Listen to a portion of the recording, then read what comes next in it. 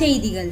பள்ளிக்கூடம் போறவனும் கல்லூரிக்கு போறவனும் குடிசையில இருப்பவனும் கோபுரத்தில் வசிப்பவனும் ஏறு பூட்டி உழைப்பவனும் ஏசி கார்ல போறவனும் சந்தைக்கு தான் போறவளும் ஷாப்பிங் மால் போற பொண்ணும் வாங்குறாங்க நெகிழி பையில வாங்குறாங்க நெகிழி பையில வாங்குவது கொஞ்சம் கூட சரியே இல்ல.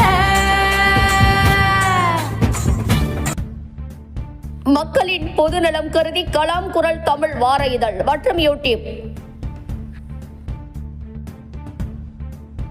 திருச்சி அன்பில் பொய்யாமொழியின் 26ஆம் ஆண்டு நினைவு நாள் மார்க்கெட் பகுதி செயலாளர் RJ பாபு ஏற்பாட்டில் ஏழை எளியவர்களுக்கு அன்னதானம் வழங்கினார். பள்ளி கல்வித்துறை அமைச்சர் அன்பில் மகேஷ் பொய்யாமொழி.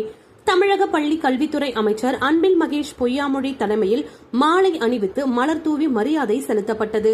திருச்சி தெற்கு மாவட்ட திமுக சார்பில் திராவிட இயக்க முன்னணி தலைவர்களில் ஒருவரான அன்பில் தர்மலிங்கம் அவர்களின் புதல்வரும் திமுக இளைஞரணி தொடங்கப்பட்ட நாளிலிருந்து அதன் வளர்ச்சிக்கு உறுதுணையாய் இருந்தவருமான முன்னாள் சட்டமன்ற உறுப்பினரும் மாநில இளைஞரணி துணை செயலாளருமான அன்பில் பொய்யாமொழி அவர்களின் 26ஆம் ஆண்டு நினைவு தினம் திருச்சி தெற்கு மாவட்ட சார்பில் அனைத்து பகுதிகளிலும் ஏழை எளியோர்களுக்கு அன்னதானம் வழங்கப்பட்டு வருகிறது.